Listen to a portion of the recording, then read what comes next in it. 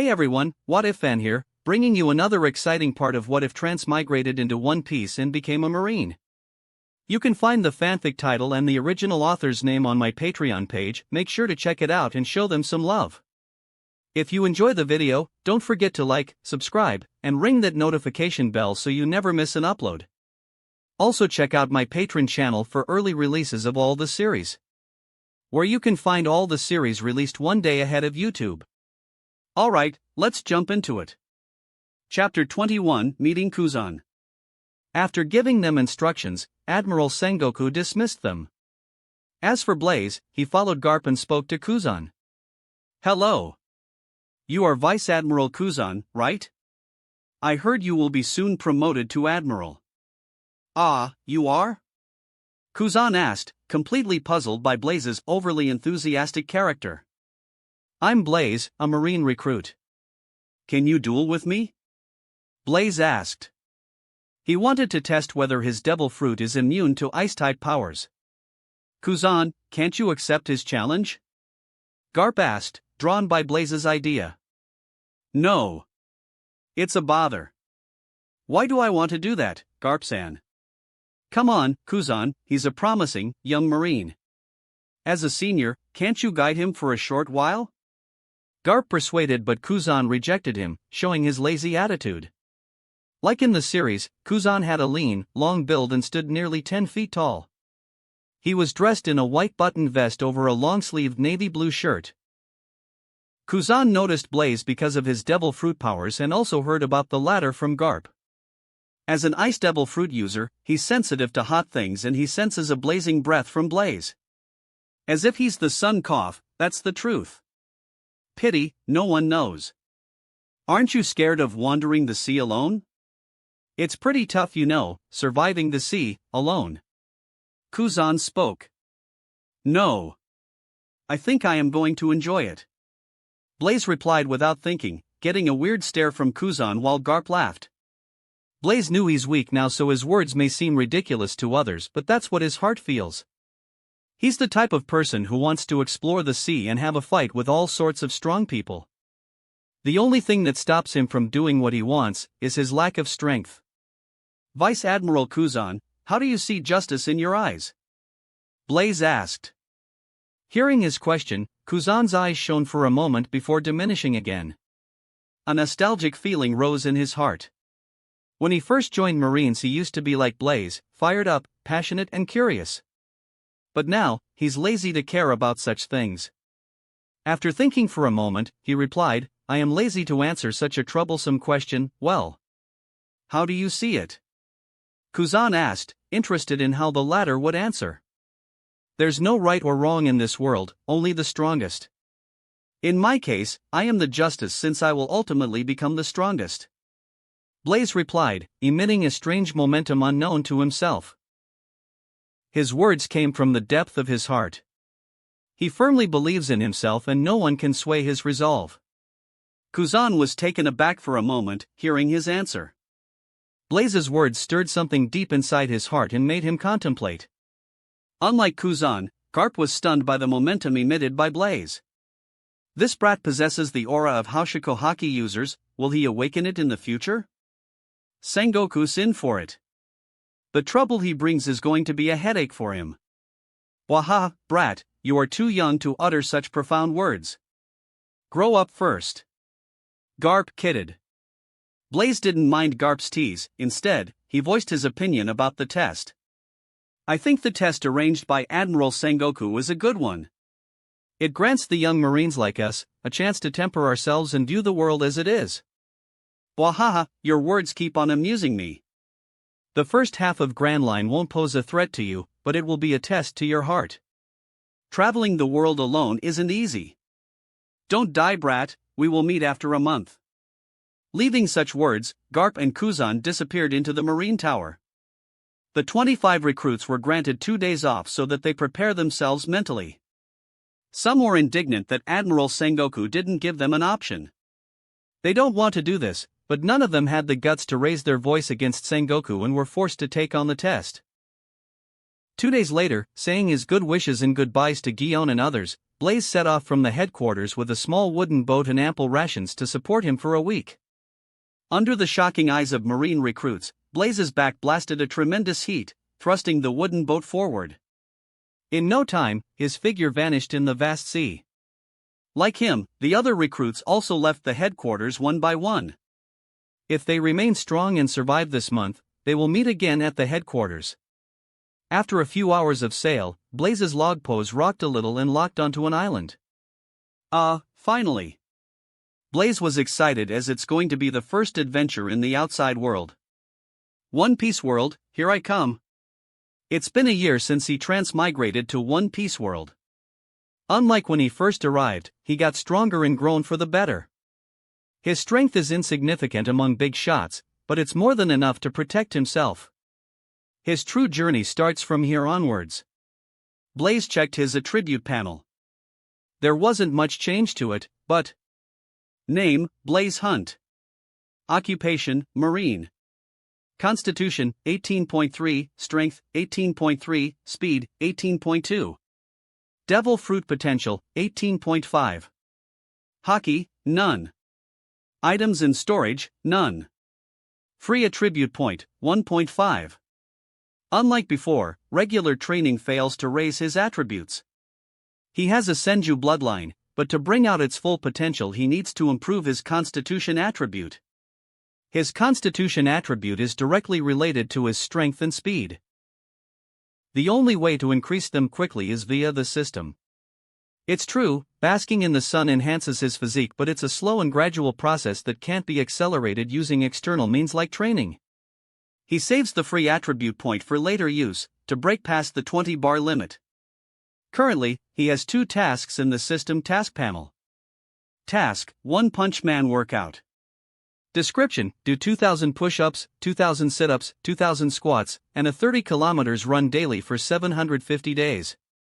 Time: 750 days. It isn't mandatory to fulfill the tasks daily, you can take rests in between. Reward: 5.0 Constitution plus 5.0 Devil Fruit Potential plus 3 free attribute points. Task: punches and kicks. Description: do 1,000 punches and 1,000 kicks daily facing the sun. Time: 1 year. Reward: 2.0 Constitution plus 2.0 Devil Fruit Potential plus 1 free attribute points. It's been 7 months and a few days since the system released these 2 tasks.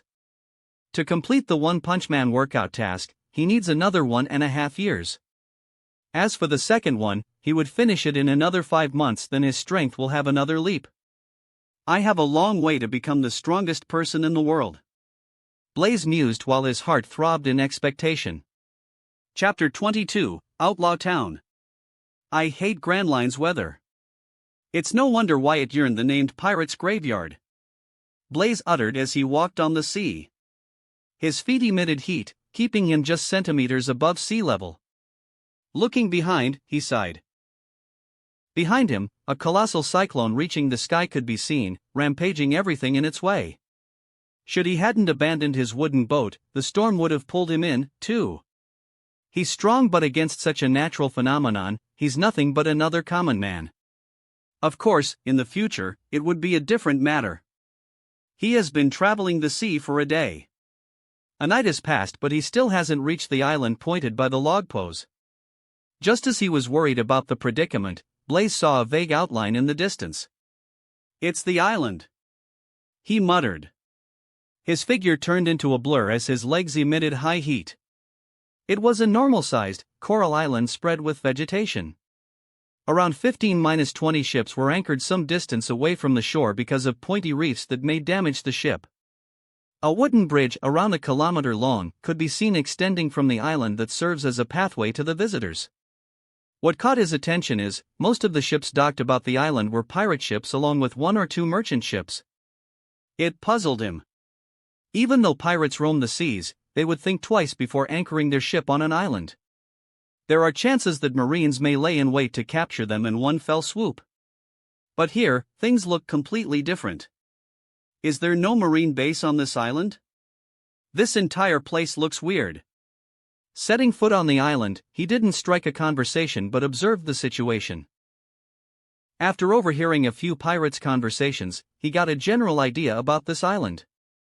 This island, named Little Reef, is famous among pirates, criminals, and bandits alike. There's only a single town on the island known as Outlaw Town. The entire town seemed lively, spread with half-drunken pirates and bandits. There were numerous street shops, bars, restaurants, pleasure houses, and even casinos to entertain them. After filling his stomach in a nearby restaurant, he strolled the island to get a firm picture in his mind. He struck conversations with many and tried to get as much information as he can. After an hour, he got the general gist of it. This island is similar to Whiskey Peak, but it's ruled by an underworld people who had the backing of celestial dragons. It's also the reason why Marine overlooked the activities of this island. The outlaw town is used as a base to purchase the items pirates looted from others. For example, gold, expensive ornaments, treasure maps, unique objects, and even slaves can be sold at a good price. In exchange, the pirates can convert it to belly, buy weapons, information, and so on. It's a kind of black market that operates to collect gold and special things. Blaze didn't know there was such an island in One Piece world. What infuriated him is, the Marines definitely knew about the island but completely disregarded it and let it operate. A longtime resident of this town recommended Blaze to an auction house. It attracts a lot of buyers and takes place once per week. This week's auction is going to start in an hour. This auction is popular here as it holds the history of selling devil fruit once. Blaze snuck into the auction and attended it. Since Blaze was dressed in ordinary civilian clothes, he didn't arouse any suspicion. Otherwise, he couldn't have entered the auction house so easily. Blaze's reason for coming here was to check out the items sold by the auction house, and at the same time, he wants to try his luck. As a famous auction house, it attracts most of the infamous pirates visiting the town. If he'd wanted, he could burn the entire town to ashes. But he won't do that since he isn't strong enough to oppose the world government, and there's no guarantee the purge wouldn't affect the innocents.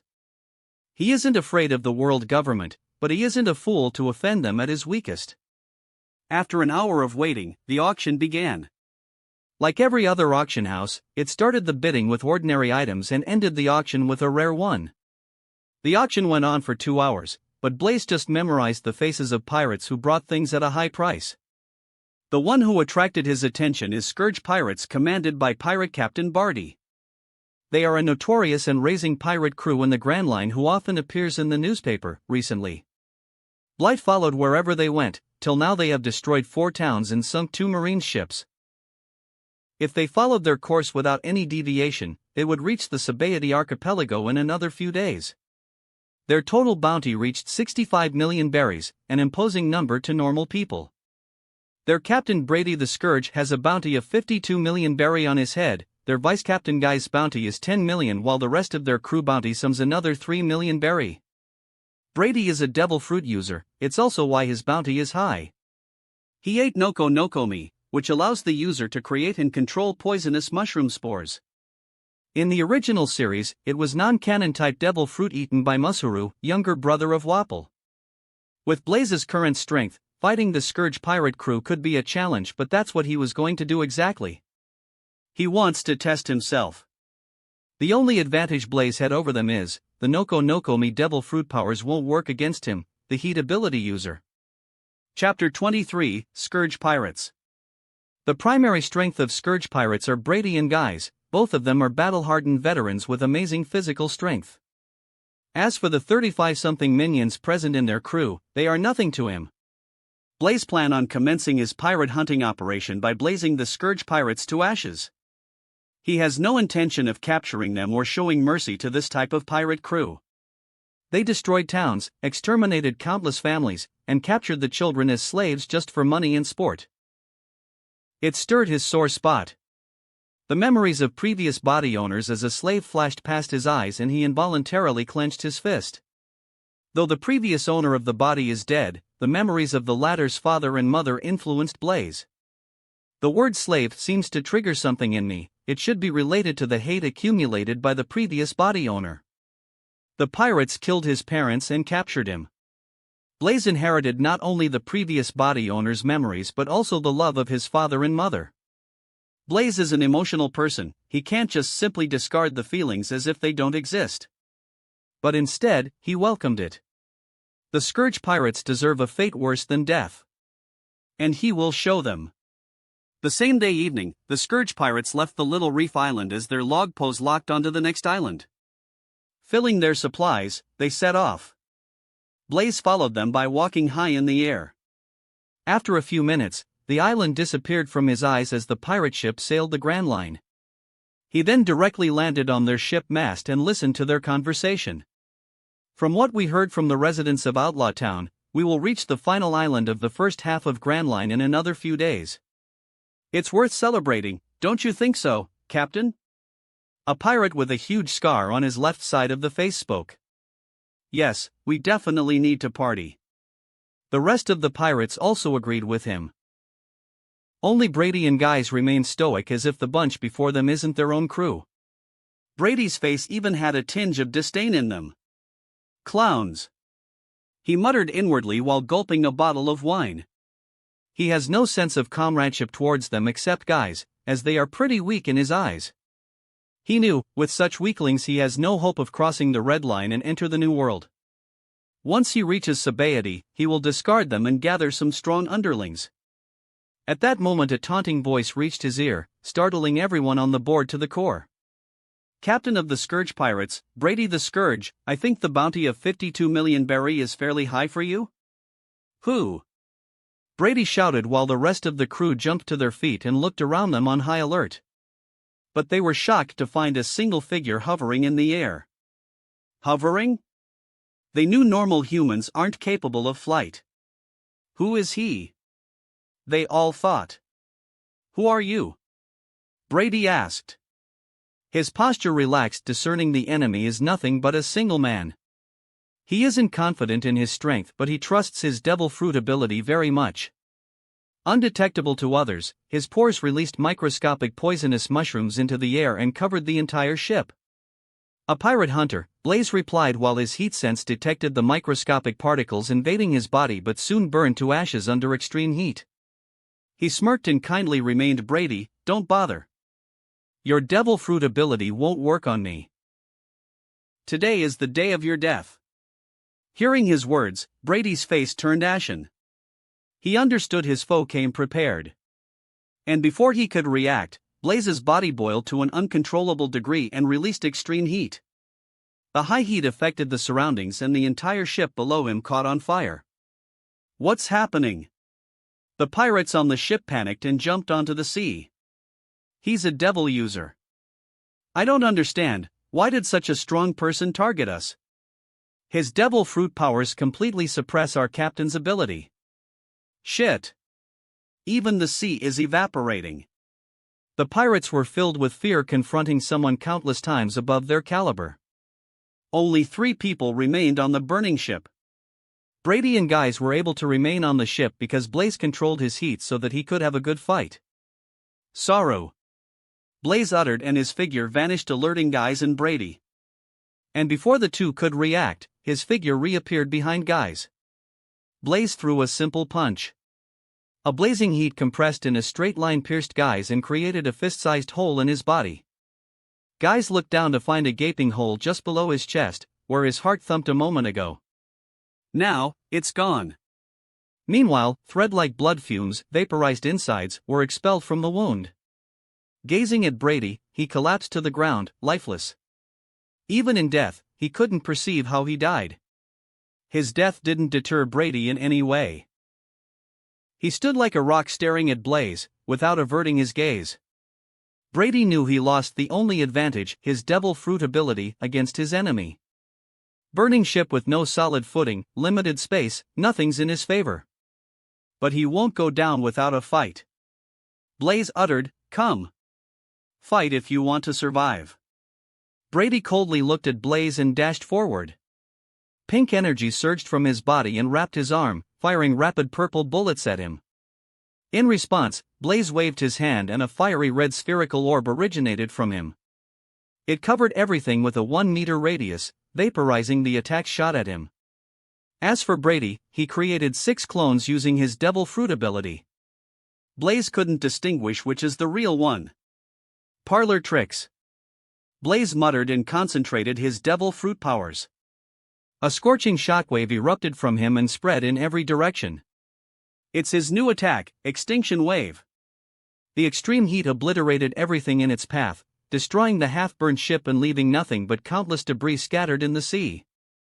It also incinerated Brady's clones and burned his real body. Thrown in the sea, Brady's body weakened, losing his devil fruit power. His body also had several burnt marks while smoke radiated from them. Lucky for him, the sea saved him from completely burned to crisp. Otherwise, he would have been long dead. Brady supported his body from submerging into the sea with the help of a charred wooden plank. Chapter 24. Heat transforming into flames. We have nothing against each other. Why do you hellbent on destroying us with no chances of survival? Brady asked, gasping for breath. He couldn't understand the reason. The surviving crewmates also looked at Blaze, waiting for his answer. Blaze hovered in mid-air, gazing at the wretched pirates without an ounce of pity. There's no reason. I just find your pirate crew unpleasant to the eyes. I hope the answer satisfied your curiosity. Answering the question, Blaze stretched his right hand and shot a compressed heat at Brady, burning him alive. He increased the temperature slowly so that he would have a good time. Looking at the horrifying scene of their captain being melted alive, the pirates were scared out of their wits. Demon, he's definitely a sea demon. All of them swam at high speed and flew in different directions, hoping to get away from Blaze before the latter could target them. Blaze didn't bother about the scattered weaklings as they can't escape from him in the open sea. He isn't going to spare any of them.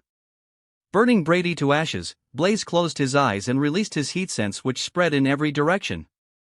His current range is only 500 meters, but it's more than enough to take care of the weaklings. His senses soon locked onto every one of the surviving pirates. In front of him, countless bullets made of extreme heat actualized. Targeting the running pirates, Blaze fired the bullets with his thought. All of them pierced the pirates' heads, eliminating them in one move. Just like that, the Scourge pirates, who had a total bounty of 65 million berries, were annihilated from the faces of the world. At that moment, the system notification sounded in his ears.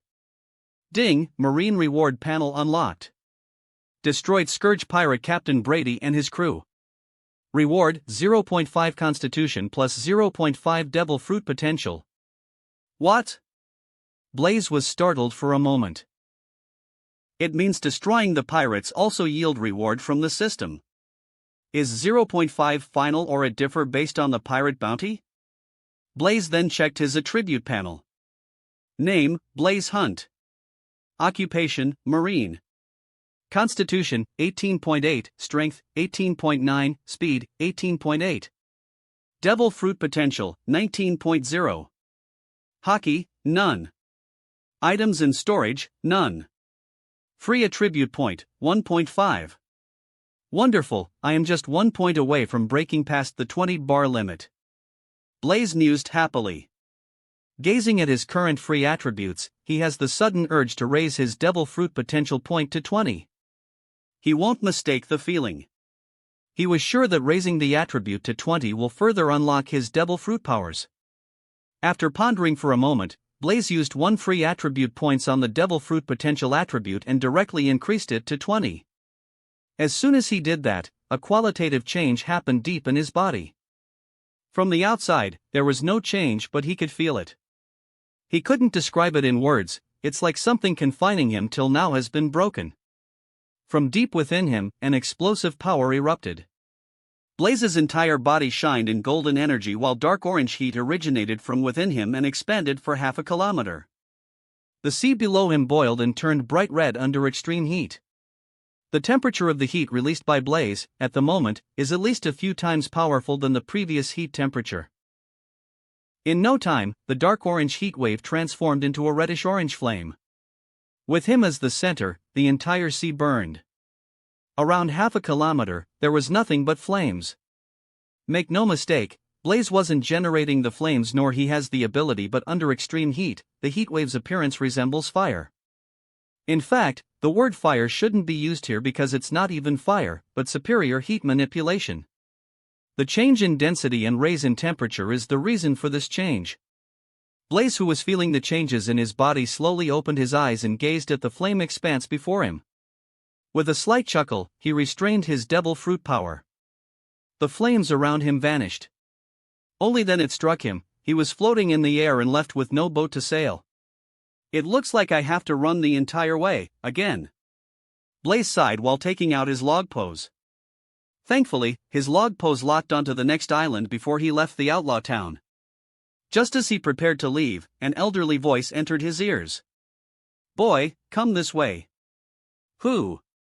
Blaze looked around startled but failed to spot another soul. He was sure the voice came from the northeast direction, but there was no one as far as his eyes could see.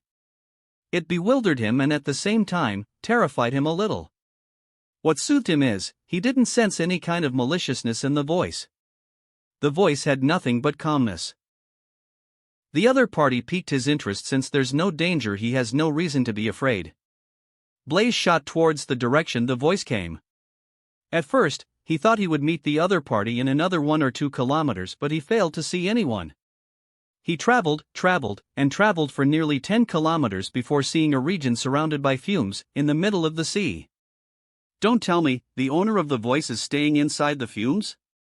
But how can he communicate with someone 10 kilometers away from him? Is it related to his devil fruit? Blaze thought and moved forward. High temperature assaulted him once he neared the island. What startled him is, the further he traveled, the greater the temperature became. Blaze is an exception. If it was any other person in his place, they won't survive as the temperature reached an unbearable level. Once he entered the fume-covered region, he saw an island spread with volcanic mountains and lava rivers covered most of the island. The extreme heat on the island didn't affect Blaze in any way, as he's immune to heat. Even so, he couldn't visualize how someone could live here. At that moment, an elderly man with a hunchback figure appeared before his eyes. He looked thin, feeble, with shaky hands carrying a metal stick for support. "What the fuck?" Blaze uttered in his heart, as he didn't expect to meet a dying old man here. Chapter 25, Old Man Magnus. "Old man, are you the one who called me?" Blaze asked, gulping a little. The old man seemed ordinary at a glance, but a formless pressure from the latter made him think otherwise. "Yes, follow me," the old man softly uttered and turned around. Blaze followed and scrutinized the surrounding. Temperature apart, the ash here is so dense, toxic, and will suffocate an ordinary person to death. The entire island is dotted with small volcanoes, while a supermassive volcano dominates at the center of the island. As they walked, the old man spoke. "Young man, are you a Marine?" "Yes," Blaze replied, as he had no reason to hide his identity. Furthermore, his instinct tells him lying would do him no good. "A Marine in undercover, huh?" the old man muttered. "No. I'm not an undercover Marine. I am just a Marine recruit sent out of the headquarters to complete a test hunting pirate cruise without Marines' assistance. The total bounty of pirates I either kill or capture determine my rank," Blaze stated. "Oh, interesting. It seems like the Marines of now have improved. A change is needed. After all, it's a great age of pirates. To stop the innocents from getting hurt, the Marines require strong officers. You look young, but your words are like someone who witnessed countless histories." "Strange." The old man spoke while Blaze remained quiet. "The reason I called you here is because of your devil fruit ability. It surprises me. Did you eat some kind of heat-based or temperature-based fruit?" "Yes. The devil fruit I ate grants me the ability to control and manipulate heat however I want, but it's more than that. I haven't fully grasped my abilities yet," Blaze answered. "MN. I can see that." Chatting, they reached the massive mountain located at the island center. At the foot of the mountain, he saw a large man-made cave with basic amenities. The old man didn't enter the cave but perched himself on the small seating stone placed outside it. As for Blaze, he directly sat on the black soils without any tinge of dislike. "I can tell you are super strong, but I can't feel your depth. I have met some strong people, but no one can come near you," Blaze told what's in his heart. Blaze wasn't bragging, it's the truth. He has met Sengoku, Garp, Kuzan, Zephyr, but none of them had the aura exuded by the old man before him. It's a strange aura, as if none in the world can oppose him. The old man restrained it well, but Blaze somehow felt it. Ho ho ho, what are you saying? I am just an old man counting my death days. The old man brushed off his comment, but he stroked his long white goatee with a satisfied expression. It's like he was waiting for Blaze's praise and purposely leaked his aura. And so, the old man finally showed his true colors. Young man, I can see it, you possess a unique ability, Heart of Strong. The time when I roamed the seas, it's considered the most fearsome ability. Hearing his words, Blaze's face flushed a little and he replied by scratching his head. I don't think I am as strong as you claim. I have a long way to go. True. Your heart is pure and innocent right now, but it won't always be. Your experience, choices, and what you see with your eyes may affect them in the future. So crave my words clearly, boy, things happen in life, but don't let them influence your goal. You own an outstanding gift, don't lose it. The old man solemnly stated. Blaze kept the words to his heart as he knew they are precious. Why did such an unusual young man like yourself join the Marines and become the world government's lapdog? The old man asked, looking nonchalant. I'm under nobody's command. I am being me. As for why joining the Marines, there's no particular reason. In the pursuit of becoming strong, I want to protect what's left in the world. And, I know I can't do it alone, so I choose the Marines. Once I become strong, I will surely break the Marines from world government control and make it independent. Ho ho ho. A nice goal you have there. You're going to have a hard time achieving your goal. The world government isn't as simple as they seem from the outside. I know. You know? Amen. There are countless mighty peoples in the world, and yet, none can usurp the world government from its throne, an unconcealed proof of their strength. Hearing his words, the old man laughed. Ho ho ho. You keep on surprising me, boy. What's your name? Blaze, Blaze Hunt. Good name. Blaze, I think we were predestined to meet today, don't you think so? I don't know, old man. What's your name? My name is Black D. Magnus. I'm pretty sure my name's foreign to you, as the world government destroyed whatever traces left of me and made sure no one discovers our history. It looks like you did something that threatened the world government? Ha, you can say so. I am not the first and I won't be the last. Most of the pirates who reach the end of their adventure will eventually have to confront the world government. Even if you don't, they will come looking for you in the name of cleansing the world or something like maintaining world peace. What a load of bullshit. When his speech reached this point, the temperature around the island rose uncontrollably, affecting the surrounding. The temperature is at least a few times stronger than what Blaze can unleash with his fruit abilities. It's not the end. Aside from the temperature, an overpowering pressure erupted from the old man, affecting Blaze. The sudden change frightened him a little. Facing the intense pressure, a feeling of powerlessness and dizziness overcame him. At that moment, a mysterious power exploded from his own body as if they were provoked by something and confronted the pressure released by the old man. The two forces, one red and one golden, clashed in mid-air, splitting the air and wrecking everything in its path. It shocked Blaze. It's the clash of Hashikohaki, that means I awakened my Hashikohaki. Oh my god. When did I awaken it? Who is this, old man? What is his story? Blaze wondered, gazing at the two clashing forces. At that moment, the old man suddenly retrieved his haki and the temperature too returned to normal. Chapter 26, New Task. Looking at the smiling old man, Blaze asked. Old man Magnus, did you do it intentionally? Furthermore, you also ate devil fruit related to temperature? I just triggered the Hashikohaki slumbering within you, nothing much. As for the devil fruit, yes, I ate the Mara no Mi, fire fruit, when I was younger. Mara no Mi, the powerful Logia fruit described in Devil Fruit Encyclopedia. A fruit that's capable of mass destruction. Blaze uttered. No wonder. There isn't Maramara no Mi user in the current timeline since it was eaten by Old Man Magnus long ago. Could it be only after he died, Ace found the fruit? What a coincidence! Blaze mused. I personally think your devil fruit is far stronger than mine. It's different from hot fruit, heat fruit, temperature fruit that I have seen. It should be some kind of rare devil fruit that's never been eaten by others. Can you demonstrate your devil fruit powers for me? Old Man Magnus asked. Sure, Blaze said and displayed his supreme heat manipulation, which had a red-orange flame-like appearance. Fascinating. Your ability isn't fire but pure heat that seems like fire. It has a temperature of the normal flame, but with repeated usage, you can raise the temperature higher. Look at my flame, it may give you an idea. Old Man Magnus said. A bluish flame materialized and swirled around his form.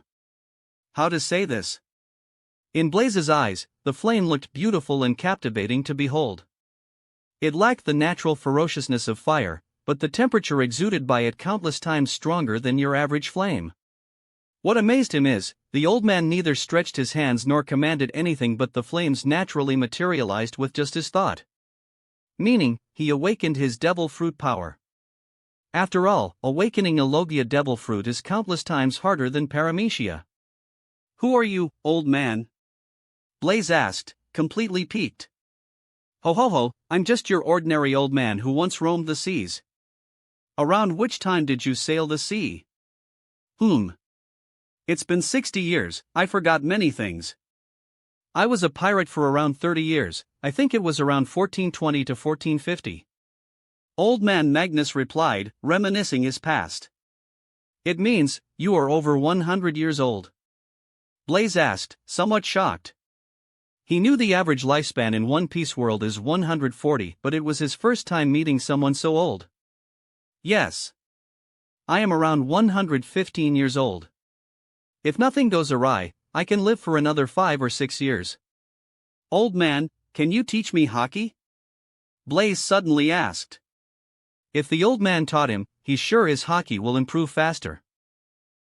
I don't mind teaching you, but you are too green and lack experience. Roam the sea for another 1 or 2 years, then come back, I will teach you. Old Man Magnus didn't decline Blaze's request but set a condition. Blaze understood. If his understanding of hockey isn't wrong, it's a supreme chi present in all living creatures but needs further practice to master them. But one's fighting spirit, resolve, and willpower determine how strong one hockey can become. Okay then. After that, Blaze chatted with the old man Magnus and learned many things from him. The latter even gave him pointers regarding the devil fruit abilities he developed. Conversing with him really opened his eyes.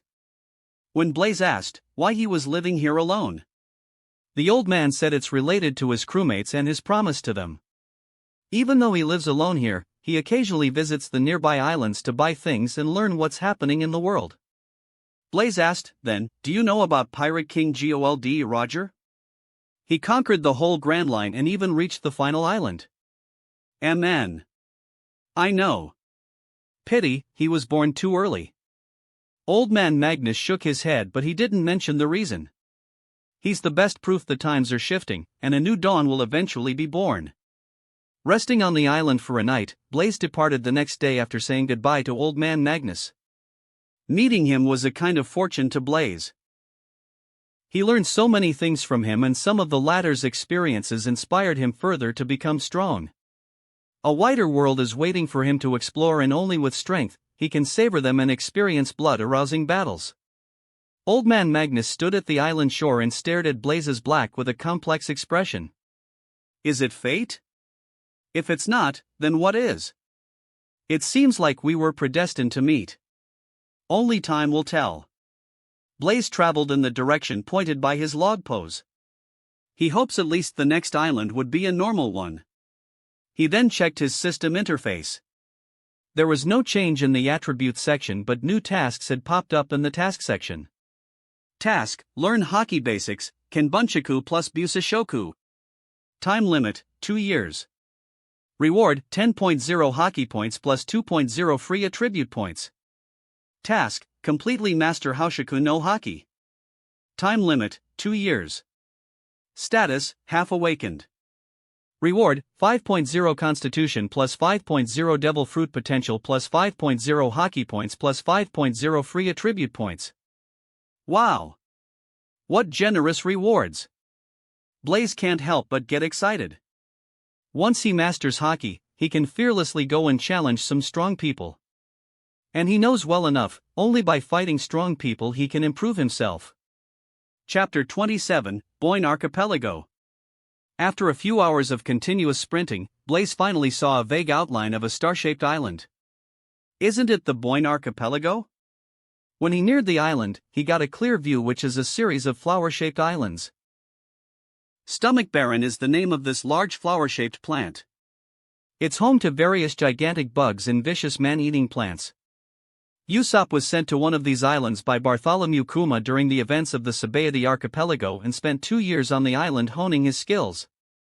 It is said that anyone who enters this island has no chance of leaving it again, though both Usopp and Heracles managed the feat. Of course, to someone like Blaze, this island holds little to no threat. What attracts him is the numerous naturally made foods such as ramen, ham fruits, chocolate rocks, delicious fruits, etc. Licking his lips, he rushed forward and landed on the island. As soon as he landed, a sun-shaped flower plant attempted to eat him but was incinerated to ash by the heat released from his body. Marching forward, Blaze met different kinds of animals and carnivorous plants. As a man who transmigrated from the earth, he was fascinated by these things. It's only because he was strong; if not, he can only run like Usopp. Making use of the environment, he experimented with his newfound devil fruit abilities. Heat Smash golden-colored fist actualized purely out of extreme temperature. Bang! With a slight motion from his hand, the phantom fist blasted through the hard shell of the giant beetle and pulverized it entirely. Only blood and gore remained of the beetle. Ray of the sun. Orange-red glow surged from his hand and beamed in a straight line, melting everything in its way. Energy shock. Blaze's favorite skill.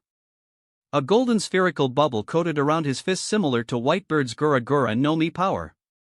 Boom!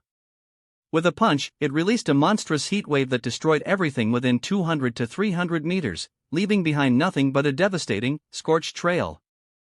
3 attacks, he nearly destroyed the entire Stomach Baron, and that too within a minute of his arrival. His skills may look flashy, but it needs further development. The heat released by his devil fruit ability is slightly weaker than normal flames. It won't be as effective against people with monstrous physical traits.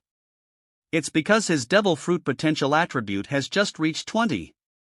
Once he further improves them, the temperature of his heat will raise further to a shocking degree. After all, what he ate is Sunday through Sunday fruit.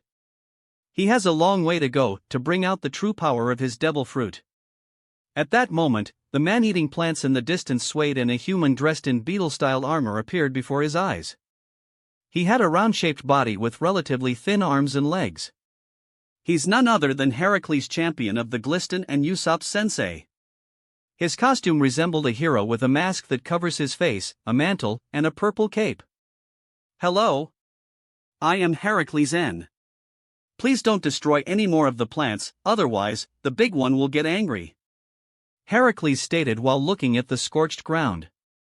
Oh, sorry. I'm Blaze. Nice to meet you.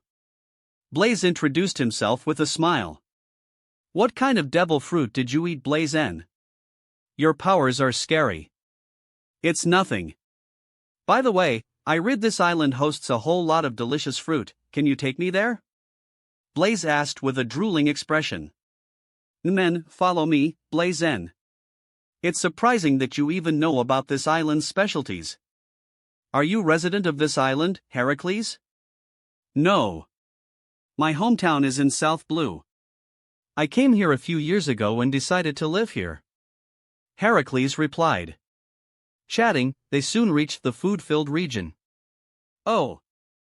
Blaze's eyes sparkled, gazing at all the naturally made foods. Without wasting a second, he began to gorge on whatever his eyes saw. The place had all kinds of delicacies that one can only taste in their dreams. Observing him devouring the food blindly, Heracles warned. Blazen, you can't just keep on eating the foods. You have to do something to burn the fat content, otherwise, it will increase your body weight. Don't worry.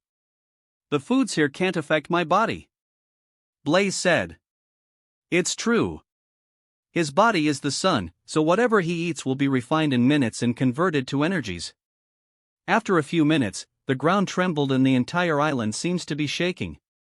Heracles shouted, Blazen, hold on to something. It's starting. A huge maw filled with sharp teeth opened about the center of the island and the petal-shaped pieces slowly rose from the ground. All the high-weight animals and the ones without any footing lost their grips and plummeted into the huge mouth. In a matter of seconds, the petals closed completely, blocking every bit of light. Darkness enveloped them. As for Blaze, he hovered in midair, completely provoked. This stomach baron disturbed his mealtime. What further incited him is, most of the foods also vanished into the huge stomach as they were at the center. Blaze's body boiled while intense heat spread the island. Noticing the anomaly, Heracles asked, Blazen, what are you doing? How dare it interrupt my meal? Blaze replied while a blazing firestorm circled his body. Hearing the words, Heracles nearly rolled his eyes. You were eating the food produced by the Baron, how can you complain when it takes them back? Blaze directly attacked. The firestorm surging around him took the form of a fist and blasted towards the huge mouth. The previous dark atmosphere glowed bright red. A dense column of red-orange fire that seemed like a raging inferno ignited the huge maw. Since the stomach baron kept its mouth open, the column of fire burned its inside, and then bang, the intense heat exploded once it hit something solid. Shriek! Followed by a loud screech, the entire archipelago quaked intensely for a few seconds, swaying left and right. I will forgive you this time, if it happens again, I will burn you to ashes. Blaze snorted. Soon, the petals opened on their own and the island returned to normal. The only difference is the center of the island, it was charred completely with purple blood gushing from the surface. Who are you, Blazen? You are definitely not an ordinary person possessing such a heaven-defying strength. Chapter 28, Sabaody. A week passed since he arrived at Boyne Archipelago. Blaze was enjoying his time here, training, eating and sleeping. The stomach baron didn't disturb him again, it remained still without closing its petals. The foods on the island helped him a big time. It increased his constitution attribute by nearly 0.8 points. Blaze then used his remaining 0.5 free attribute points on the Constitution attribute. Name, Blaze Hunt. Occupation, Marine. Constitution, 20.1, Strength, 20.1, Speed, 20.0. Devil Fruit Potential, 20.1. Hockey, none. Items in storage, none. Free attribute point, 0. Both his attributes now broke through the 20-bar limit. The major change came from his constitution, his body now brims with overflowing vitality and strength. His stamina, endurance, and physical abilities have been greatly enhanced. It also elevated his command over the devil fruit powers. Blaze decided to leave the island today. In a week, Heracles became his good friend. From him, he learned several fascinating things about rare plants and fruits. After tasting every food on the stomach baron, he lost interest in them. Furthermore, it's time for him to move on. After all, the number of pirates he hunts this month determines his marine rank. Higher the rank, the greater the freedom. He certainly doesn't plan on working under another officer. Also, the system rewards him with attribute points for either capturing or killing the pirates. An easy way to improve his strength. Blazen, here. I think this will help you to reach the next island. Heracles said and gave him an eternal log pose. Letters Fishman Island was carved in it. Following this course, you can reach Sabaody. How did you get this, Heracles N? Blaze asked, adding N to the words like his friend. Occasionally some pirates, bandits, or thieves turn up here. Most of them won't survive here for a day. If they are good ones I will lend a hand, if not, I will ignore them. I acquired this item from a pirate, a bad one. Good job. I will come back and visit you when I have free time. It's a nice place to enjoy a vacation. Blaze stated and jumped onto a small raft. This raft was made by him by gathering different items on the island. It had a weird blaster connected behind the boat, similar to Ace's striker raft. Blaze made it with his own knowledge and available materials, so it's clumsy. Using too much of his devil fruit power will destroy it, but with perfect control, it will do the job and carry him to Sabaody. Saying goodbye to Heracles, Blaze transferred the heat to the engine nozzle, which in turn propelled the raft forward. In a second, he disappeared from Heracles' view. After half a day of riding, he reached the Sabaody archipelago as the raft was guided by his devil fruit powers. What greeted him is huge mangroves spread with floating spherical bubbles. These mangrove trees are really huge. Blaze mused. With a few seconds gap, new bubbles sprouted from the ground. Docking his small raft, he jumped onto land and looked around while the number 37-foot written on the huge tree attracted his attention. Isn't between 30 to 39 where the Sabaody Park is located? Blaze knew this place is filled with bubble-based devices and amusement parks. But he wasn't interested in them. He directly walked towards the lawless area 1 to 29.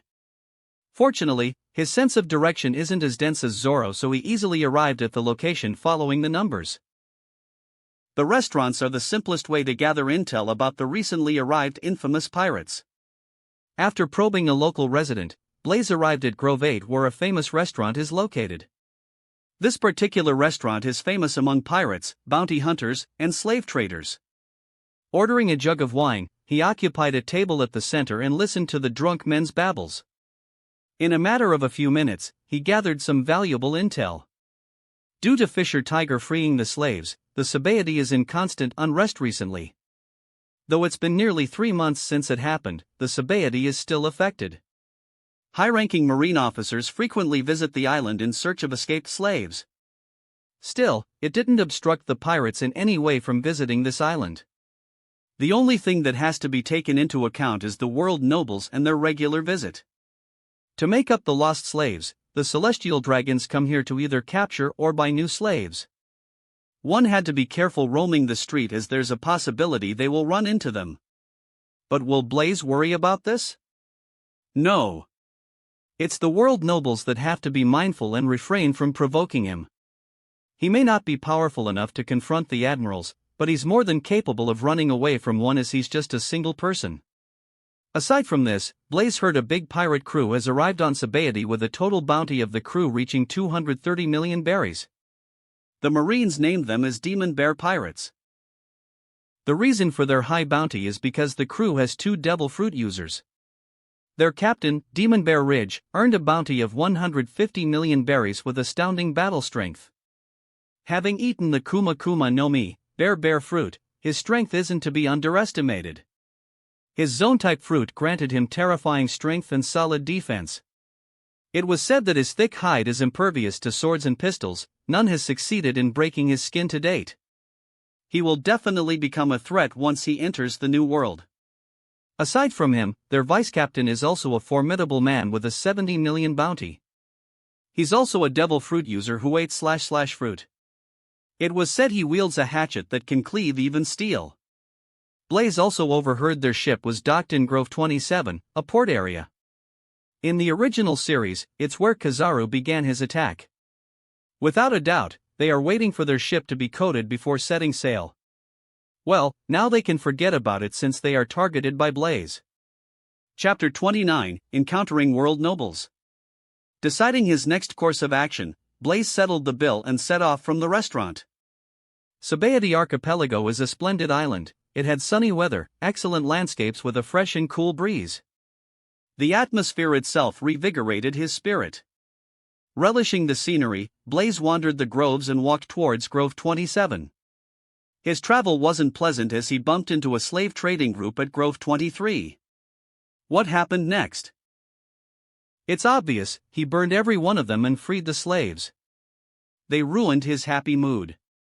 To make the matter worse, he came across a world noble within the next few minutes of a walk. Blaze cursed his bad luck. He noticed 2 world nobles and recognized one, Saint Josgard. And the other one seems to be his family, as he shared some of the latter's facial features. Like in the original work, they wore a white robe that resembles a spacesuit and resin bubbles over their heads to prevent them from breathing the air of the common people. There were 2 guards and a world government agent dressed in a black suit accompanied them. The people in the vicinity were all in a kneeling position with their heads bowed. Just looking at them incited Blaze. TSK. Annoyed, he decided to take a different route. He's afraid he would kill them if remain here for another minute. But, who knows, the trouble would follow him. As soon as he turned his head, a voice came from behind him. "You, why aren't kneeling?" It wasn't the world noble who uttered those words but the world government agent beside him. His words attracted everyone's attention, including the 2 celestial dragons. "Don't provoke me, I am already in a bad mood."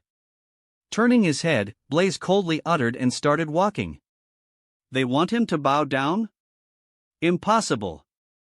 His actions scared the surrounding residents so much that their hearts nearly leaped out of their chests. "Stop. How dare a commoner like you refuse to bow before me?" Saint Josgard spoke, and his modified bubble carriage operated by a servant drove towards him. Blaze stopped in his track and sighed. Why couldn't they just leave me alone? Dressed in an open-style long-collar brown shirt with a gray t-shirt and black pants, Blaze looked like a vagabond who hunts some low-level pirates for a living. His common clothing further enraged Josgard. Arriving before him, Josgard spat, "Kneel or die."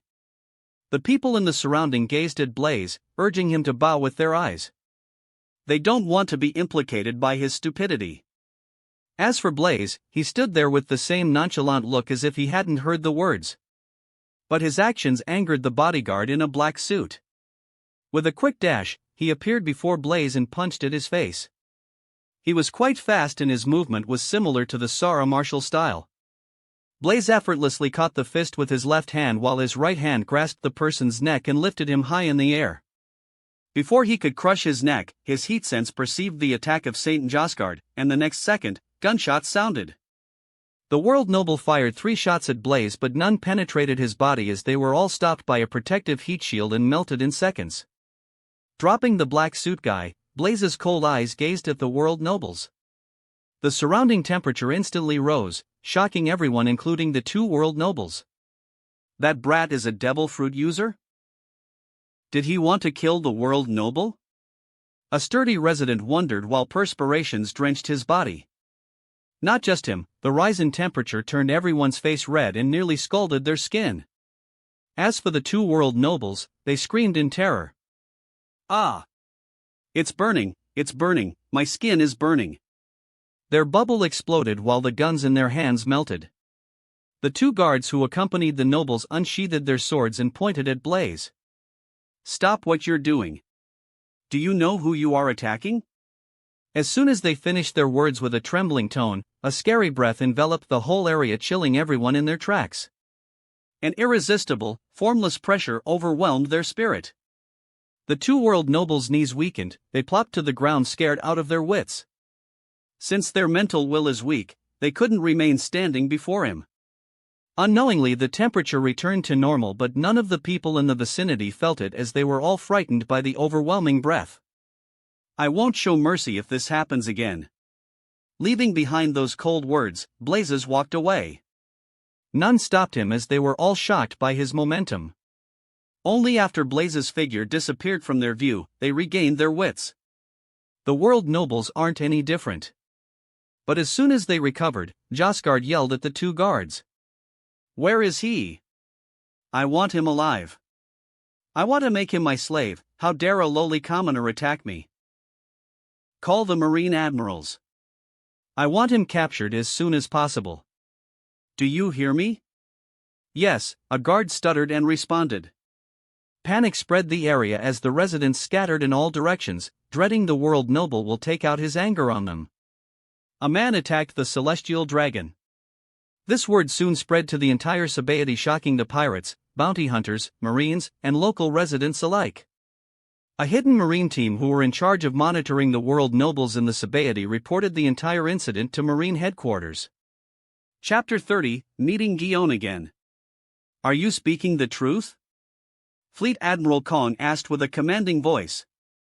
Yes. This person appeared out of nowhere and he caught the attention of Saint Josgard. They wanted him to kneel, but the person declined. Celestial Dragon's bodyguard attacked, but he was easily subdued and even the gunshots failed to hit him. And, just by looking at the Celestial Dragons, he forced them to their knees. A voice from Den Den Mushi reported the entire incident as it happened. Who is that person? How did he look? Is he a pirate, bounty hunter, or resident of Sabaody? Fleet Admiral Kong asked. The entire time his face looked calm without a ripple of anger. Negative. He's a new face. We captured his image and forwarded it to the headquarters. The only thing we know is, he's a devil fruit user who has control of temperature and extreme heat. As soon as the person spoke, Admiral Sengoku, who was seated in front of Kong, had a change in expression. Don't tell me it's that brat? Are the Celestial Dragons injured in any way? Fleet Admiral Kong asked. No. But, Saint Josgard wants the Marines to send an admiral and capture that person. I understand. Kong responded and ended the call with a catcha sound. If I am not wrong, it's one of our own. Kong-san, let's wait for the picture before deciding our next course of action. He's the new recruit, right? Devil fruit user capable of controlling heat? What's his name again? Kong asked. His name is Blaze, a gifted person. Even Zephyr praised him.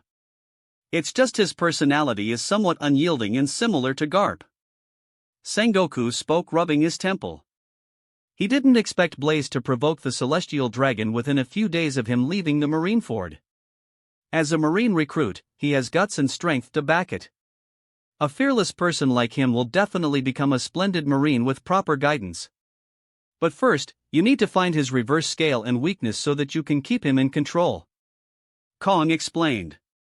Kong's going to retire in another few months or a year, so he wants the next in-line successor of Fleet Admiral position, Sengoku, to learn things from him as much as he can. As far as he's concerned, being a Fleet Admiral, strength comes secondary. What's truly important is leadership qualities. One needs to grasp better how to command their subordinates, understand their needs, and make them follow the orders without a sense of doubt. And Kong knows Sengoku possesses such qualities innately. At that moment, an officer came inside and presented a portrait to Kong before excusing himself. Looking at the picture, Kong then gave it to Sengoku. In the portrait, he saw the figure of Blaze and his nonchalant demeanor. It's him. Why did he have to go and provoke a Celestial Dragon? What are you going to do? I am leaving the decision in your hands since he will be under your authority in the future. Clenching his hands, Sengoku replied, even though his actions were reckless, he didn't attack or injure the Celestial Dragons in any way. We can let the matter slide on this one. If there's next time, we will punish him accordingly. Sengoku, there's no next time, make sure of that. I will handle the world government on my side, you take care of him. Thank you, Kong-san. I will talk to him. Saying this, Sengoku left the office. As for Kong, he contacted the world government and informed them about Blaze. Unknown, his name has already popped on world government's radar. Blaze once again made his way towards Grove 27 with a sour face as his previous good mood was ruined. He wasn't a fool, he knew the report of the incident would have already reached the Marine headquarters. He plans to use this opportunity and see how the Marine headquarters will react? Will they send an admiral to catch him? Or, Blaze doesn't know. He's waiting for the response. The attitude of Marines would decide his next course of action. If they choose to arrest him for such a petty reason, he will definitely retaliate. He loves to be in the Marines, but it doesn't mean he will voluntarily let them catch him. If it comes to worst, he will just become a pirate and turn the world upside down. Just as his mind clouded with unwanted thoughts, a sweet voice called him from distance. Blaze-kun. I finally found you. I didn't expect you to offend a Celestial Dragon. Are you all right in your head? Gion. What are you doing here? Wait, how did you find out it was me and so soon? Blaze asked, gazing at Gion casually dressed in pink attire. Admiral Sengoku informed me and asked me to find you, Gion replied, arriving before Blaze, allowing him to breathe a lovely fragrance. You smell nice, Gion. What perfume did you use? Blaze teased, trying to change the subject. Don't divert the topic. Tell me what happened. Gion inquired with a solemn expression, as she knows it's not a small affair. Sighing, Blaze recounted what happened. Tell me, Gion, do I have to kneel just because they say so and let them shoot me? I don't know about others, but I can't do it. Gion shook her head, hearing his reason, but a question arose in her heart. What will I do if asked? Admiral Sengoku wants you to contact him, here. Saying this, Gion handed him a Den Den Mushi and dialed Sengoku. It soon connected with the latter. Moshi Moshi. Sengoku's voice came from the other end of the receiver. Sengoku-san, Blaze here. How are you doing? Blaze spoke, there was no panic in his voice. You brat. The Den Den Mushi that shared the appearance of Sengoku yelled, and soon silence followed. Sai, do you know the consequence? You may even lose your life. Sengoku-san, just tell me, what would you have done if you were in my stead? Blaze calmly asked. There was silence for a few seconds as Sengoku couldn't answer him, as he knew his actions won't be any different from Blaze. Blaze continued, in fact, the reason why they are still breathing is because of you, Sengoku-san. As I know, attacking one might put you in a tight spot. If not for you, I would have burned them to ashes already. That wraps up this part of What If Transmigrated into One Piece and became a Marine. Thanks so much for listening. As always, new parts drop every 4 days, so be sure to stay tuned. Also check out my Patreon channel for early releases of all the series, where you can find all the series released one day ahead of YouTube. If you enjoyed the video, don't forget to like, subscribe, share it with your friends, and please consider supporting the original author as well. See you in the next one.